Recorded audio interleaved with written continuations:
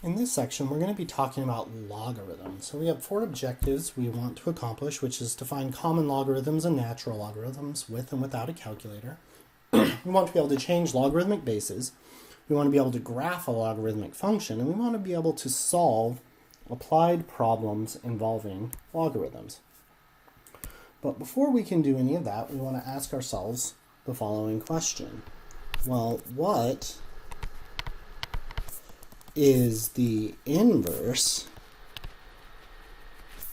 of f of x equals 2 to the x? In the previous section in 5.2, we made a table of values and graphed this. So let's just go ahead and make a table of values for 2 to the x. And I'm just going to use the table function on my calculator. And I want fractions, so let's go math and fraction, second table, and we get something that looks like this.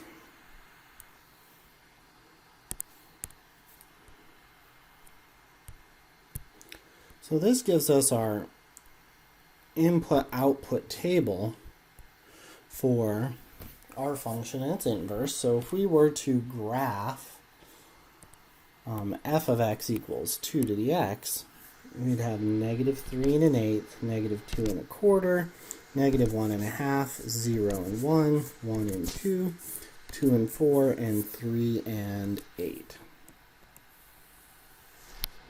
If we connect all of these with a smooth curve,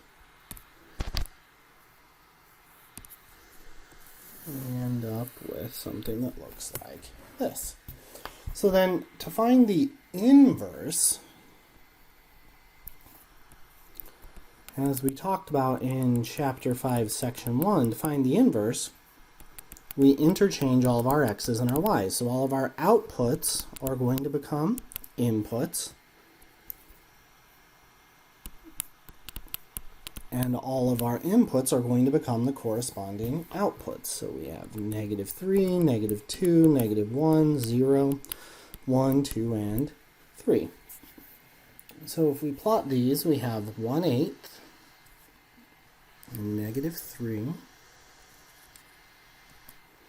And we have 1/4, negative 2. 1/2, negative 1. We have 0 and 1, or 1 and 0, 2 and 1, 4 and 2, and 8 and 3.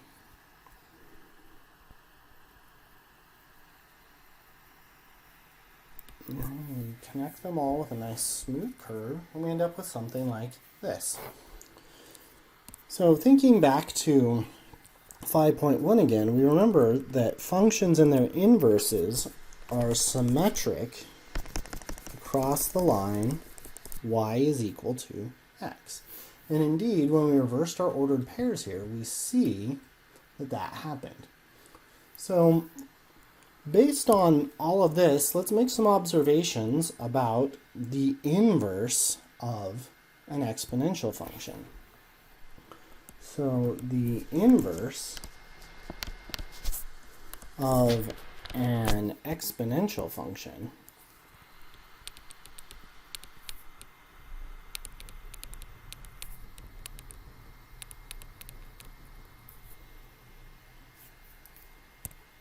has the following properties. 1, it has domain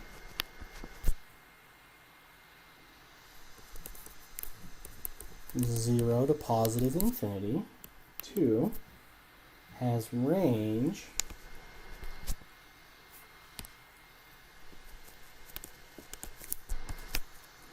from negative infinity to infinity. 3, it has a vertical asymptote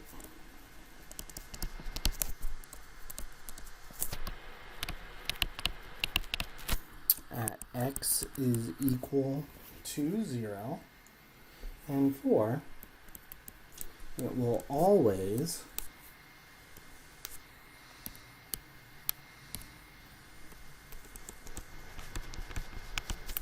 contain the point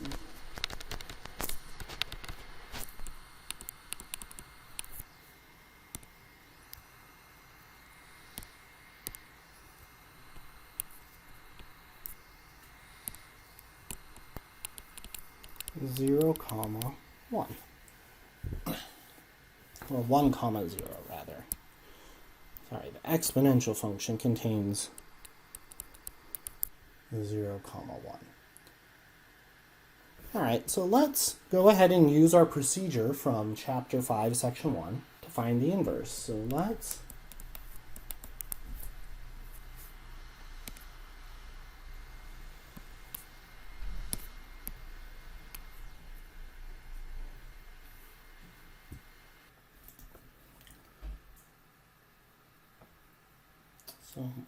find the inverse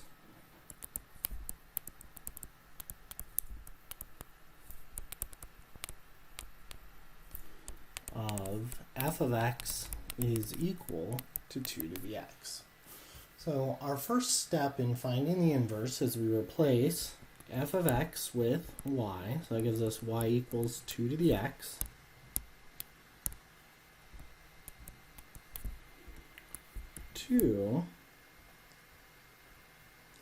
We interchange our x and our y. That gives us x is equal to 2 to the y. Third thing that we do is we solve for y.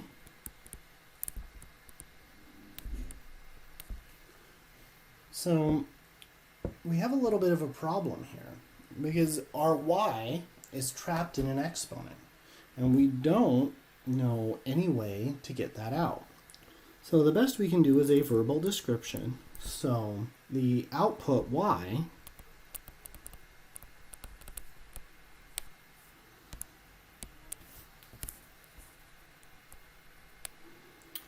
is the exponent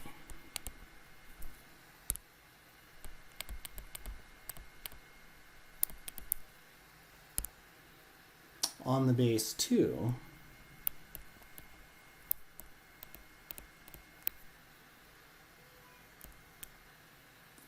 that gives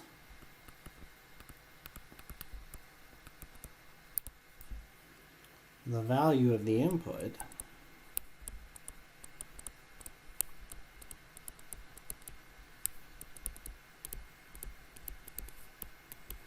x.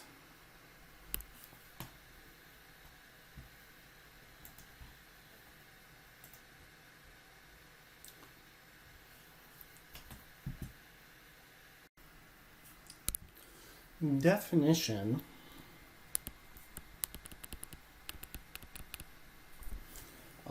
of the logarithm base A.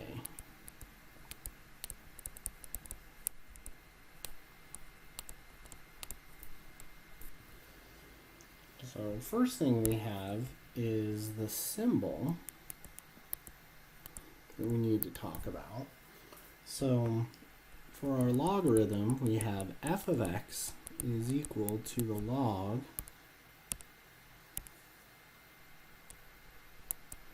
base A of x, where the A is the logarithmic base,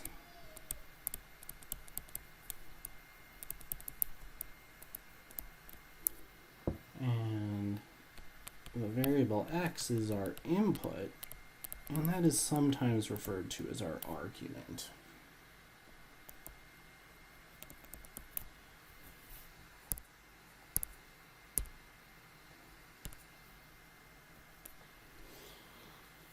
So the logarithm y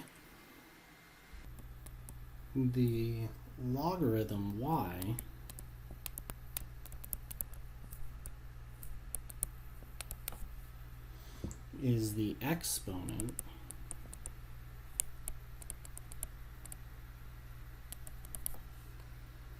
on the base A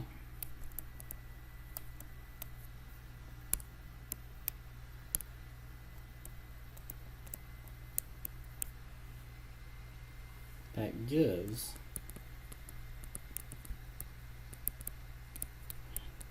the input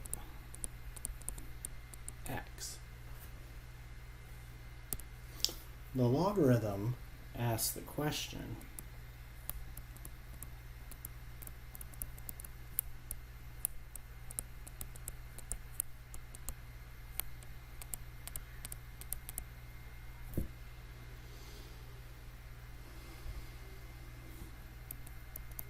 what exponent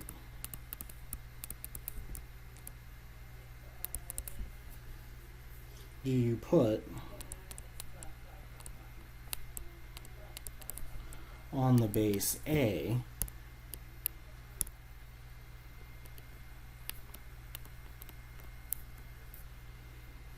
in order to get the number x?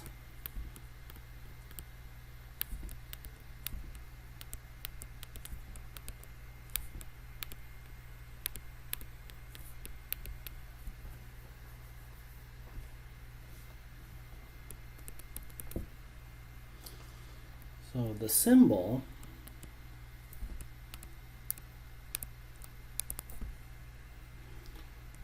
log with a subscript of ax is read as the logarithm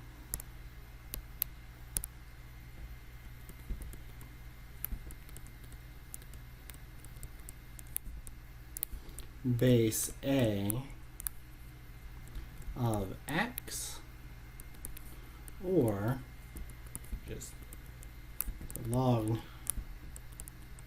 base A of x.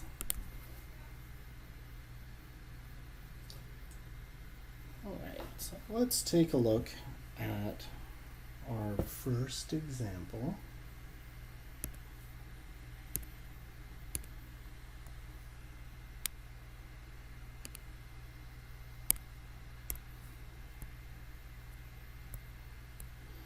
So we want to find the logarithm base 2 of 1024. So based on what our definition up here says, it says that the logarithm asks us the question, what exponent do we put on the base of A in order to get the number x? So this asks the question,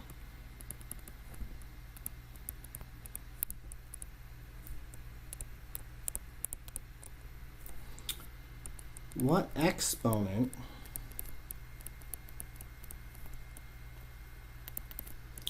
do I put on 2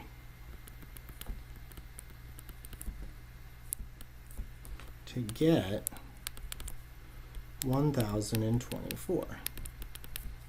So in other words, 2 to what power equals 1024? Well, let's see. 2 times 2 is 4, 4 times 2 is 8, 8 times 2 is 16, 16 times 2 is 32,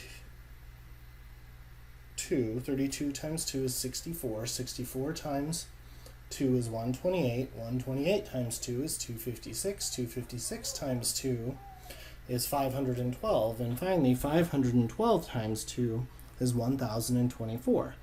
So I multiplied 2 by itself 10 times, or in other words, 2 to the 10th power is equal to 1024. So then this tells us that the logarithm base 2 of 1024 has to be 10. All right, it's now your turn. So go ahead and calculate the logarithm base 3 of 729.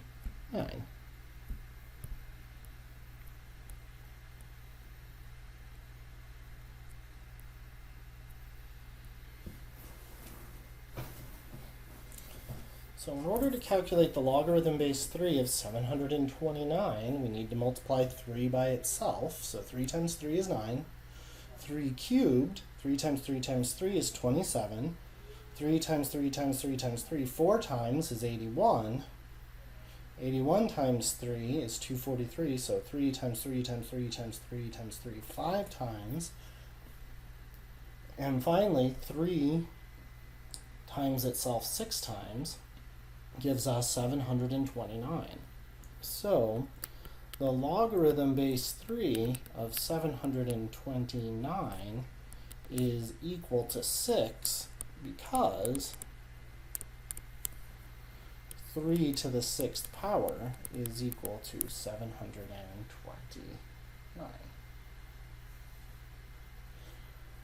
All right, so we know the question that this asks, and so now that we know that, let's go ahead and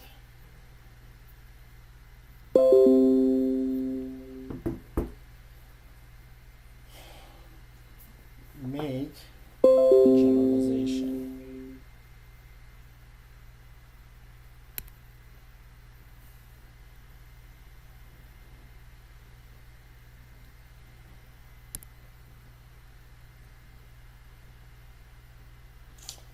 So now we want to talk about exponential form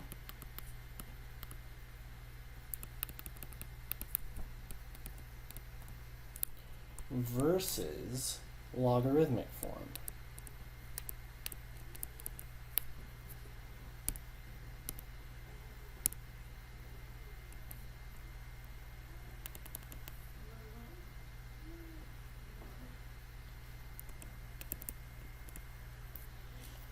So in exponential form, we have the following. We have a raised to the b power is equal to the number c, and its equivalent logarithmic form is going to be, we have the logarithm with the base of a of c is equal to the number b. So we'll notice in exponential form and in logarithmic form, the exponential base is the same as the logarithmic base. The exponent, b, on the exponential is the answer to the question that is the logarithm. All right, let's go ahead and take a look at our next example.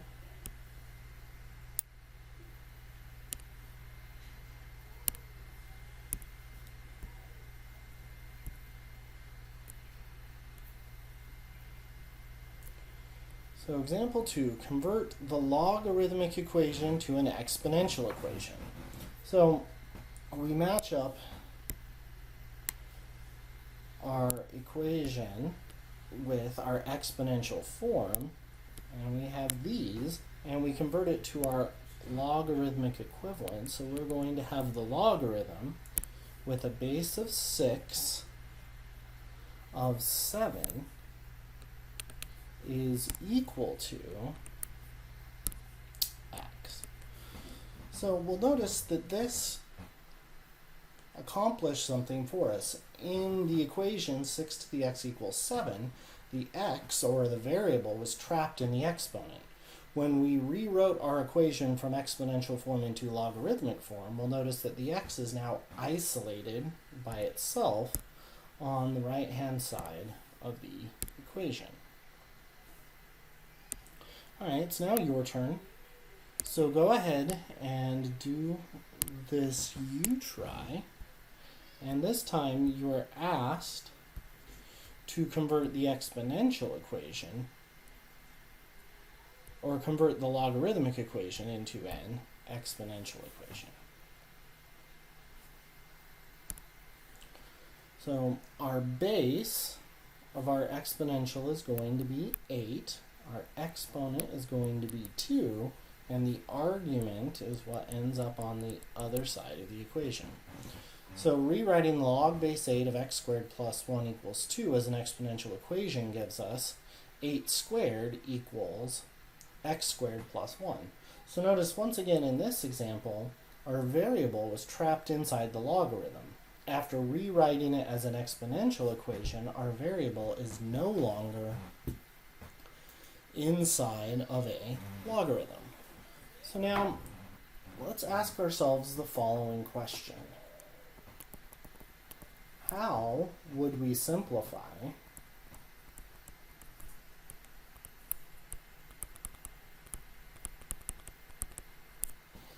the logarithm base 5 of 30?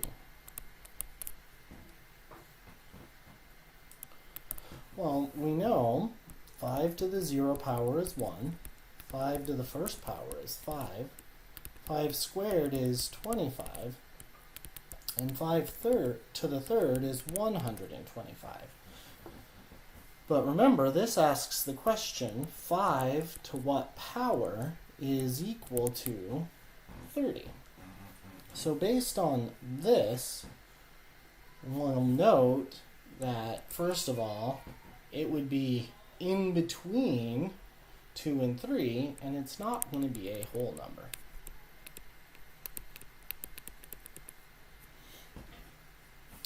So now, we'll come back to answering that question in a bit, but the first thing we need to do then is talk about some conventions and the calculator.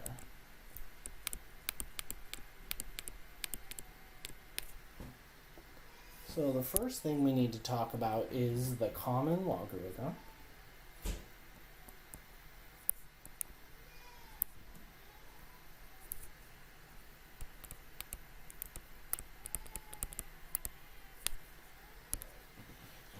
So the logarithm with the base of 10 is called the common logarithm.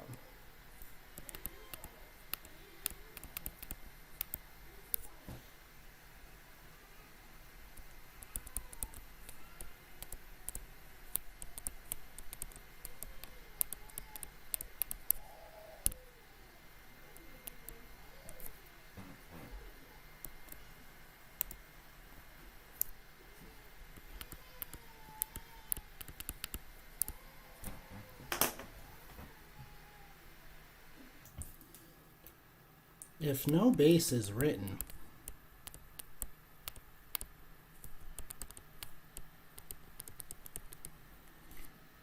on the logarithm,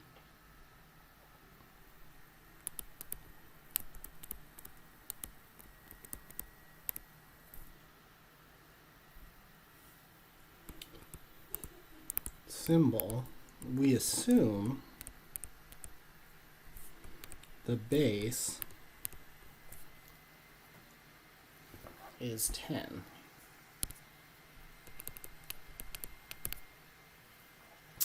So what that means is, in symbols,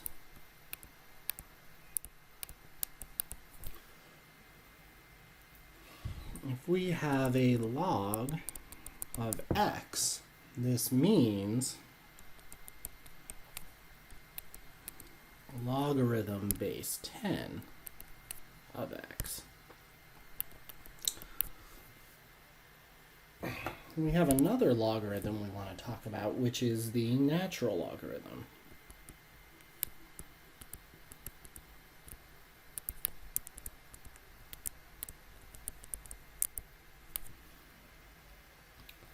So the logarithm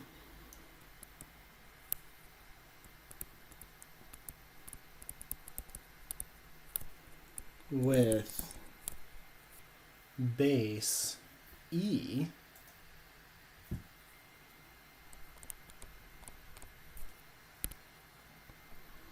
remember, E is Euler's number.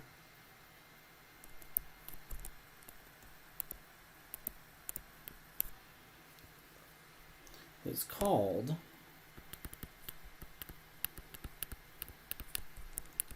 the natural logarithm.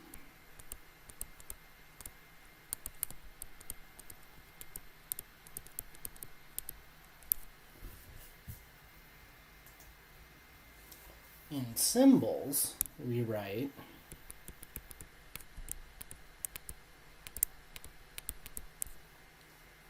the natural logarithm of x is the same as the logarithm with the base e of x. So the natural logarithm is a very special logarithm, and it's so special, in fact, that it gets its own symbol, as we see here. This leads us to our next theorem, which is going to relate all of these logarithms with different bases together. So our theorem is called the change of logarithmic base.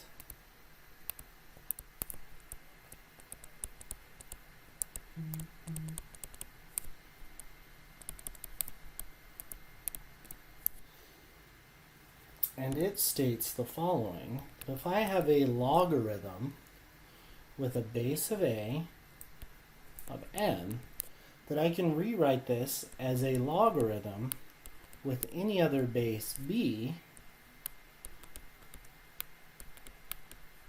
as follows. So logarithm base a of m is equal to the logarithm base b of m divided by the logarithm base b of a. And if we let b equal 10, or we let b equal Euler's number e, we get the following two things. We have the logarithm base a of m is equal to the log of m divided by the log of a, or we have that the logarithm base a of m can also be written as the natural logarithm of m divided by the natural logarithm of a.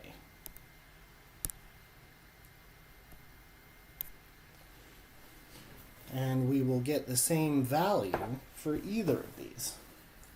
So now let's go back and take a look at a question that was asked earlier. Well, what is the logarithm base 5 of 30? Well, then the logarithm base 5 of 30 can be rewritten as the logarithm of 30 divided by the logarithm of 5, or the logarithm base 5 of 30 could also be rewritten as the natural logarithm of 30 divided by the natural logarithm of 5. And I claim these two things are the same, and then we'll see that they are. So let's take a look at our calculator. So if we look down the left-hand side on our calculator here, we'll notice that just to the left of the number 7, we see log, which is our common logarithm, and just below that, we see ln, which is the natural logarithm. Every scientific calculator will have these two logarithms. So let's go ahead and check this. So if I grab my fraction and I go log of 30, and I divide that by the log of 5, I end up with the number 2.11. I can also check using the ln, or the natural logarithm button, ln 30 divided by ln of 5, and we get exactly the same number, and in both cases that number is approximately 2.11. And if we go back and look at what we were talking about up here, we knew that it wasn't a whole number, and we see that it is somewhere between the number 2 and the number 3. Okay, so that tells us then, if we raise 5 to about the 2.1132822753 power, we will get the number 30. All right, well, let's go ahead and do a couple more examples. So example 3 says, find the logarithm base 6 of 999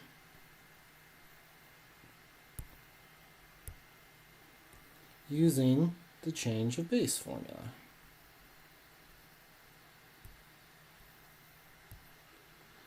All right, so we can change to any base we wish. I'm just going to change to the natural logarithm. So the natural logarithm of 999 divided by the natural logarithm of 6 gives us ln 999 divided by the ln of 6 gives us about 3.0.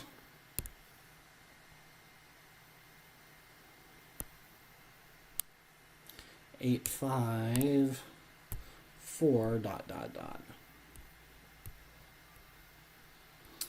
All right, it's now your turn, so please go ahead and do your U try.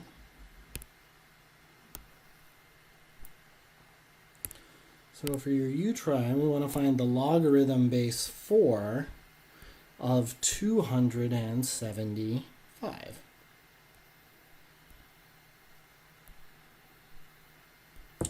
So this time I'm going to change it to the logarithm base 10. So I have the log of 275 divided by the log of 4. And if I put that in my calculator, I get the log of 275 divided by the log of 4. And I get 1.468 dot dot dot on forever. So in the interest of full disclosure, as I mentioned, every scientific calculator will always have a base 10 logarithm and will always have a base e logarithm, or the natural logarithm. Turns out that our TI calculator has a few more of these. So to get our logarithms of other bases, what we are going to press is our alpha key, and then we press window.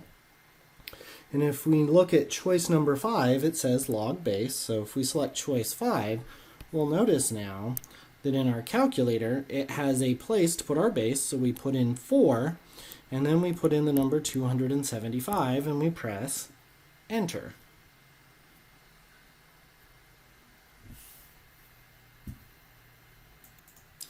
And we notice that the numbers are different, and that comes from the fact that I actually have a typo here. Notice I forgot my division, so let's verify that these are indeed the same. Log 275 divided by the log of 4. And we go ahead and press enter. We see that we do get the same number as we should. So these two things are equal. So remember, on our TI calculator, we can just change or use the variable logarithmic base, but on any other calculator, we may have to use the change of base formula. All right, let's take a look at our next example. So example 4 says, describe how the graph can be obtained from our basic logarithmic function. Then graph the function and state its domain and vertical asymptote. So if we go back to the very, very beginning of this section, we have the red graph right here, and that is the shape of our parent function for the logarithm. So this is our parent function.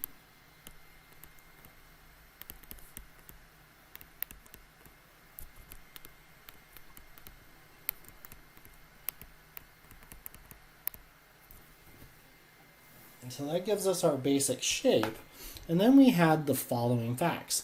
We know that the parent function has domain from 0 to infinity, range negative infinity to infinity.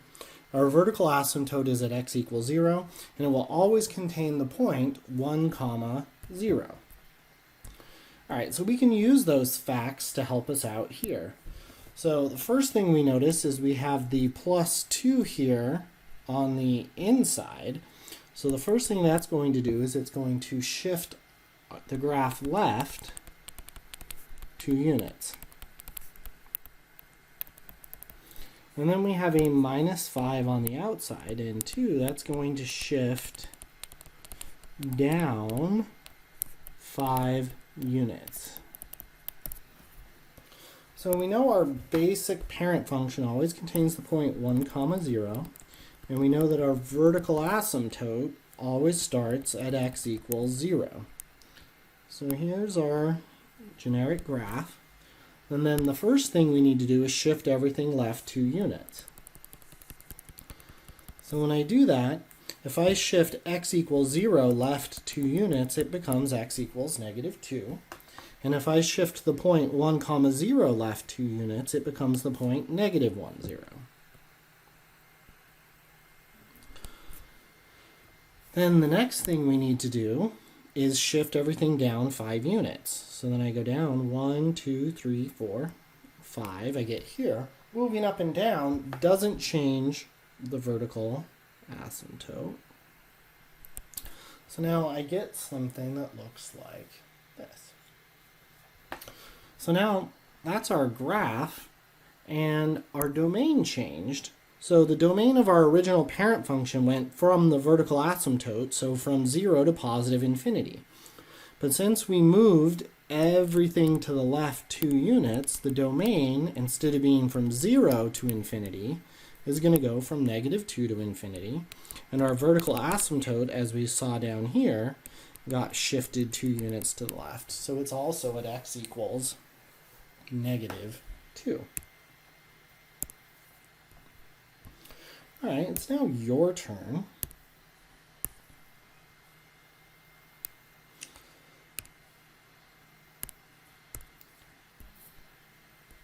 And you're being asked to do the same thing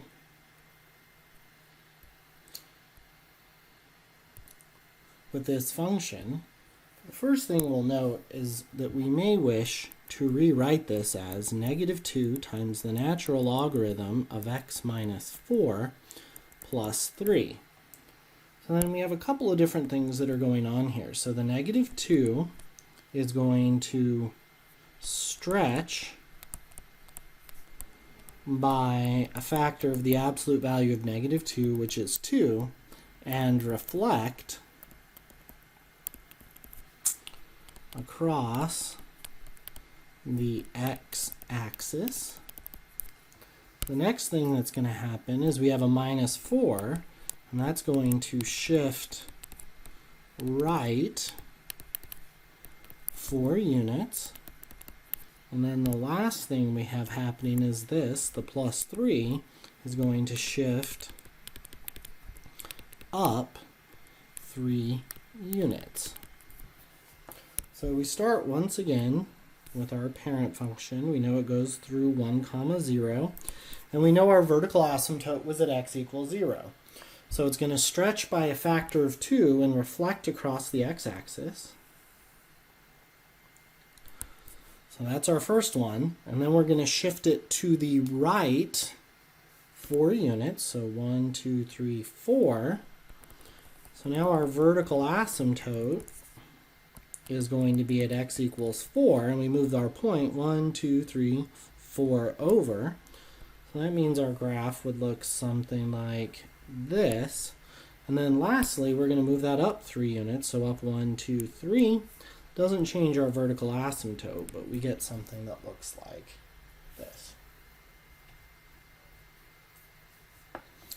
So now we need to answer the rest of our question. So now our domain is going to go from the vertical asymptote, and we went to the right, so we're going to go from 4 to positive infinity, and our vertical asymptote got shifted 4 units to the right, so it's at x is equal to 4.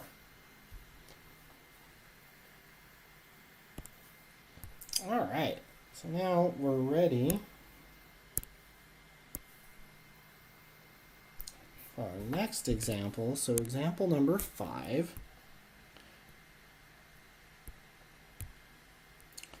So example number 5 says the magnitude of an earthquake on the Richter scale is defined as r equals log of I divided by I naught, where I naught is the minimum measurable intensity of an earthquake.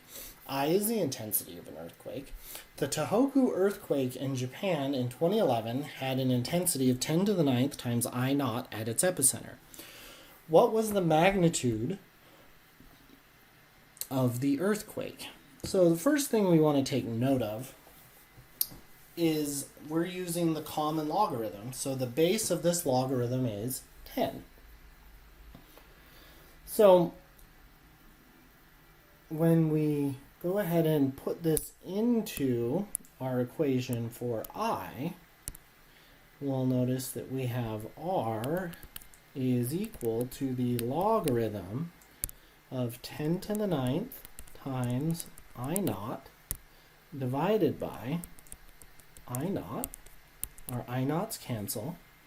And we have the logarithm of 10 to the 9th power? Well, the base on our logarithm is 10, and the base of our exponential is 10, so we get 9. Because remember, the logarithm asks us, well, what exponent do I put on 10 in order to get 10 raised to the 9th power? Well, that would be a 9. So that would tell us that the magnitude of the earthquake on the Richter scale was 9.